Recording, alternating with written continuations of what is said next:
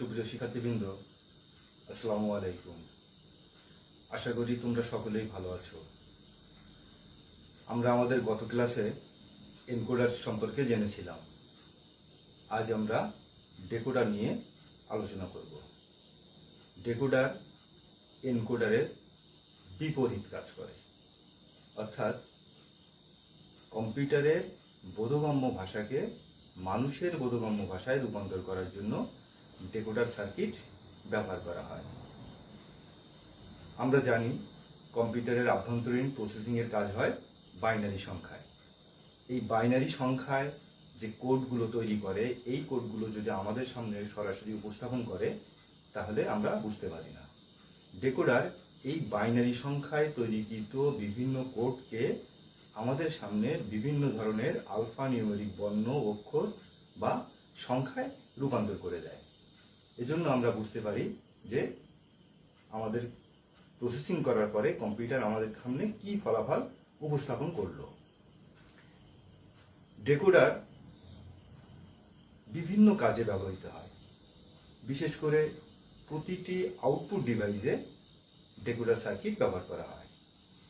এছাড়াও নিয়ন্ত্রণ অংশের বিভিন্ন নির্দেশ দেওয়ার ক্ষেত্রে, বিভিন্ন মেমোরি অ্যাড্রেস কিংবা কাউন্টারের বিভিন্ন বাইনারি সংখ্যাকে ডিকোড করার জন্য ডেকোডার সার্কিটটি ব্যবহার করা হয়ে থাকে।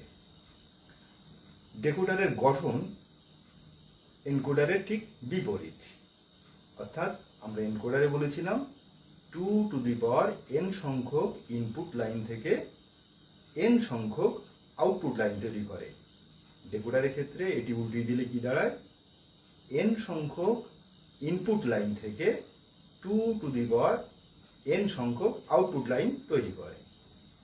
এই সময়ে যে কোনো সময় যে আউটপুট আমরা পাই, প্রতিটি লাইনে একটি মাত্র লাইন সচল থাকে, বাকিগুলো সব অফ থাকে, অর্থাৎ জিরো থাকে। ঠিক সেই সময়ে আমরা ইনপুট লাইনের ক্ষেত্রে দেখতে পাই যে একটি ইনপুট লাইন সচল থাকতে পারে, দুইটি থাকতে পারে, সব কয়টি থাকতে পারে, কিংবা সব কয়টি কোনোটিও না থাকতে পারে। তো আমরা এখন গঠনটি দেখি। আমি পূর্বে একটি ছক তৈরি করে রেখেছি। এখানে আমরা যদি এখানে ইনপুট ধরি এটিকে, আর এটিকে যদি আমরা আউটপুট ধরি, আমরা তিনটি ইনপুট নিলাম, একটি এ, একটি বি এবং আরেকটি সি। আউটপুটের ক্ষেত্রে আমরা যেহেতু অর্থাৎ n সংখ্যক ইনপুট লাইন থেকে আউটপুট লাইন তৈরি হবে আমাদের 2n। এখন যদি আমরা n = 3 ধরি, তাহলে আমাদের আউটপুট লাইন কত হয়? 2^3 = 8। অর্থাৎ ডেকোডারকে কিন্তু 3 to 8 ডেকোডারও বলা যায়। আমরা আউটপুটের ক্ষেত্রে এটি লিখলাম D0, D1, D2, D3, D4, D5, D6 এবং D7। এখন তোমরা জানো যে আমরা আসলে কিভাবে টগল করি। আমরা পূর্বের ক্লাসেও এটা শিখেছি যে আমরা যদি যেহেতু তিন চলক আমাদের এ, বি এবং সি, তাহলে আমরা যদি এভাবে লিখি 4টা 0, 4টা 1, তারপরে 2টা 0, 2টা 1, 2টা 0, 2টা 1, 0 1, 0 1, 0 1, 0 1। এগুলো আসলে বাইনারি সংখ্যা, অর্থাৎ 0 এটি 1 2 3 4 5 6 এবং 7। অর্থাৎ 7 সমান তোমরা জানো 1 1 1 সমান 7, আবার 0 0 0 সমান 0, 0 0 1 সমান 1। এখন এই সময়ে আমাদের আউটপুট লাইনে এই D0, D1, D2, D3, D4, D5 এবং D7 এ আমরা একটি লাইন সচল থাকার কথা বলেছি। তো সেটি আমরা কিভাবে নির্ধারণ করব? আমরা প্রথমে D0 এর ক্ষেত্রে যদি এটি অন করি, তাহলে আমাদের D1 এর ক্ষেত্রে এটি অন হবে, D2 এর ক্ষেত্রে আমাদের এটি অন হবে, D3 এর ক্ষেত্রে এটি, D4 এর ক্ষেত্রে এটি, D5 D5 এর ক্ষেত্রে 80, D6 এর ক্ষেত্রে 80 এবং D7 এর ক্ষেত্রে আমাদের এটি অন হবে। বাকি যে ফাঁকা ঘরগুলো আছে এইগুলো আমাদের সব শূন্য দ্বারা ভরাট করতে হবে, কারণ আমরা বলেছি কি যে কোনো সময়ে আউটপুট লাইনের ক্ষেত্রে একটি আউটপুট লাইন সচল থাকবে, বাকিগুলো অফ থাকবে। তো আমরা বাকিগুলো অফ অর্থাৎ 0 দিয়ে ভরাট করে দিচ্ছি। ডেকোডার প্রতিটি আউটপুট ডিভাইসে থাকে, কারণ ডেকোডার আমাদেরকে কোডেড ডেটাকে আনকোডেড ডেটায় রূপান্তর করে দেয়। তোমরা জানো বিভিন্ন ধরনের আউটপুট ডিভাইস কিন্তু আমরা ব্যবহার করি, যেমন মনিটর, প্রিন্টার, স্পিকার, এই সকল আউটপুট ডিভাইসগুলোতে ডেকোডার সেই সার্কিটটি ব্যবহার করা হয়, কারণ ডেকোডার কম্পিউটারের বোধগম্য ভাষাকে মানুষের বোধগম্য ভাষায় রূপান্তর করে দেয়। আমরা যেহেতু কম্পিউটারের ভাষা বুঝি না, এজন্য আমাদেরকে অবশ্যই আউটপুট ডিভাইসগুলোতে ডেকোডারের মতো সার্কিট ব্যবহার করতে হয়। এখন আমরা এই ট্রুথ টেবিলটার মাধ্যমে একটি ডেকোডারের সার্কিট তৈরি করতে চাই। তো তোমরা শিক্ষার্থী বন্ধুরা দেখো, এখানে আমি পূর্বেই দাগগুলোতে রেখেছি লাইনগুলো। আমরা এটিকে এ বললাম, এটিকে বি এবং এটিকে সি লাইন ধরলাম। তো আমাদের এখানে কিন্তু A0, B0, C0 এরকম 0 আছে, অর্থাৎ এটা কিন্তু নট।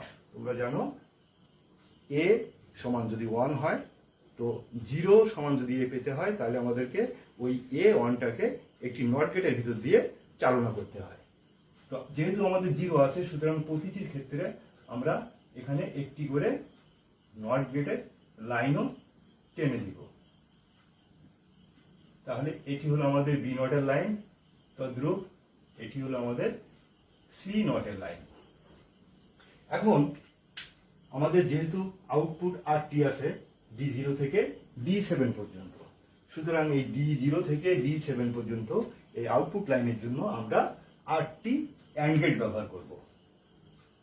আরটি 1, দ্বিতীয়, তৃতীয়, চতুর্থ, পঞ্চম, ষষ্ঠ, সপ্তম এবং অষ্টম অ্যান্ড গেট। এখন এটিকে আমরা বললাম কি D0, D1, D2, D3, D4, D5, D6 এবং D7। এখন এই D0 সমান আমাদের কত হবে, D1 সমান কত হবে, D2, D3, D4, D5 এবং D6 এবং D7। এটি আমরা কিভাবে নির্ণয় করব? আমরা পূর্ববর্তী ক্লাসগুলোতে এটা জেনেছি যে আউটপুটে যে মানটি অ্যাক্টিভ থাকবে তার ইনপুট অবস্থা বিবেচনা করব। অর্থাৎ আমাদের এই আউটপুটের ক্ষেত্রে আমরা আমাদের কোন ইনপুট লাইনগুলো সচল আছে। আমরা দেখছি D0 এর ক্ষেত্রে আমাদের 80 সচল আছে, D1 এর ক্ষেত্রে আমাদের 80 সচল আছে, D3 এর ক্ষেত্রে 80, D4 এর ক্ষেত্রে 80, D5 এর ক্ষেত্রে 80, D6 এর ক্ষেত্রে 5 এর ক্ষেত্রে, D6 এর ক্ষেত্রে এবং এটি হলো আমাদের D7 এর ক্ষেত্রে। এখন আমরা দেখব যে যখন আমাদের সচল আছে D0 এর ক্ষেত্রে 1, তখন এর অবস্থা কি, বি এর অবস্থা কি এবং সি এর অবস্থা কি। খেয়াল করো, D0 যখন 1 তখন এর অবস্থা A0 অর্থাৎ A নট, বি এর অবস্থা B0 অর্থাৎ B নট, সি এর অবস্থা হলো C0 অর্থাৎ C নট। তো আমরা এখানে লিখতে পারি কি A not, B not, C not. তদ্রূপ D1 এর ক্ষেত্রে আমাদের এই লাইনটি সচল আছে, এইখানে আমাদের এর অবস্থা কি A নট, বি এর অবস্থা কি B নট, সি এর অবস্থা 1 আছে অর্থাৎ C সমান C আছে, অর্থাৎ A not, B not, C। তাহলে আমরা লিখলাম কি A not, B not, C। আমাদের তদ্রূপ D2 এর ক্ষেত্রে এই লাইনটি, অর্থাৎ এখানে এর মান আছে কি 0 মানে A নট, বি এর মান 1 অর্থাৎ বি হবে সি মান 0 অর্থাৎ সি নট, অর্থাৎ A not B C not, A not B C not. এখন আমরা যাব D3 তে। D3 এর ক্ষেত্রে এই লাইনটি সচল আছে, এইখানে এর অর্থ হলো কি 0, অর্থাৎ এ নট বি 1 আছে মানে বি আছে, সি 1 আছে মানে সি আছে, অর্থাৎ এ নট বি সি। তো আমরা এখানে লিখলাম কি এ নট বি সি। আবার আমাদের D4 এর ক্ষেত্রে এই লাইনটি, অর্থাৎ এখানে এর মান আছে 1 অর্থাৎ এ আছে, বির মান 0 অর্থাৎ বি নট, সির মান 0 অর্থাৎ সি নট, অর্থাৎ A B not C not, A B not C not. D5 এর ক্ষেত্রে আমরা দেখছি কি এর মান 1 আছে অর্থাৎ এই আছে, বির মান 0 আছে অর্থাৎ বি নট আছে, সির মান 1 আছে অর্থাৎ সি আছে, অর্থাৎ A B not C, A B not C. এরপরে আমরা যাব D6 এর ক্ষেত্রে। D6 এর ক্ষেত্রে আমাদের এর মান 1 আছে অর্থাৎ এ আছে, বির মান 1 আছে অর্থাৎ বি আছে, সির মান আমাদের 0 আছে অর্থাৎ সি নট আছে, অর্থাৎ এ বি সি নট। তো আমরা এখানে সেটাই লিখলাম এ বি সি নট। এরপরে আমাদের সর্বশেষ কি D7। D7 এর ক্ষেত্রে আমাদের এর মান 1 আছে, বির মান 1 আছে, সির মান 1 আছে, অর্থাৎ A B C, A B C. এখন কিন্তু আমাদের সবগুলোর মান নির্ণয় করা শেষ হয়েছে। এখন আমরা কি করতে পারি, এই ইনপুট লাইনগুলো থেকে শুধু সংযোগগুলো যুক্ত করে দিলেই আমাদের ডেকোডার সার্কিটটি তৈরি হয়ে যাবে। তো এটা তোমরা আগেও করেছো, A not B not C not, অর্থাৎ এটি হলো এ নটের লাইন, আমরা সরাসরি এ নটের লাইন টেনে দিলাম, বি নটের লাইন টেনে দিলাম এবং সি নটের লাইন টেনে দিলাম, তারপরে এ নট বি নট সি, অর্থাৎ এ নট বি নট এবং এটি সি।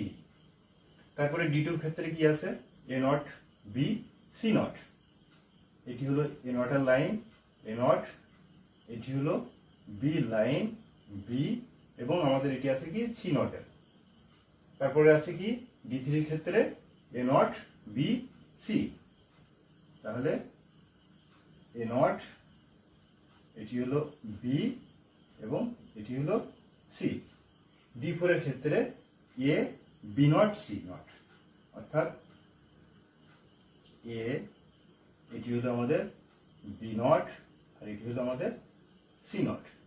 D5 এর ক্ষেত্রে এ বি নট সি, অর্থাৎ এটি হলো এ, তারপরে এটি হলো বি নট এবং সরাসরি সি ইনপুট হবে।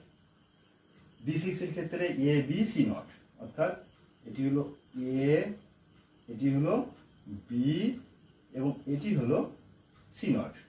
D7 এর ক্ষেত্রে সকলগুলোই অন ছিল, এজন্য এ বি সি, অর্থাৎ সরাসরি এ, সরাসরি বি এবং সরাসরি সি।